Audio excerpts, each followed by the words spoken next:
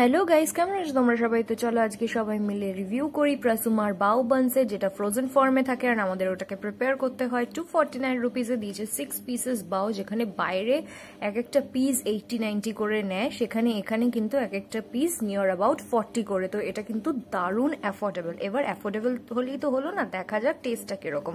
তো এখানে আমি 30 সেকেন্ডের মতো মাইক্রোওয়েভ করে তারপর এরকম একটা প্যানের মধ্যে জল নিয়ে বাউসগুলোকে দিয়ে ঢেকে দিয়েছিলাম স্টিম করার জন্য, যাতে ভিতর আর বাইরে দুটোটাই ভালো করে আমরা মানে কুক হয়ে যেতে পারে, কুকটি বাট মানে গরম হয়ে যেতে পারে আর কি।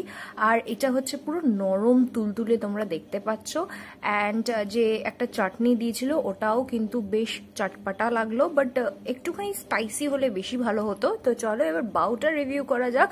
বাউটাকে তো দেখতেই পাচ্ছ, এত নরম তো মনে হয় দোকানেও তোমরা পাবে না। আর এর ভিতরের ফিলিংটা টেস্টও কিন্তু অসাধারণ। তো তোমরা একবার ট্রাই করো। Till then, bye guys.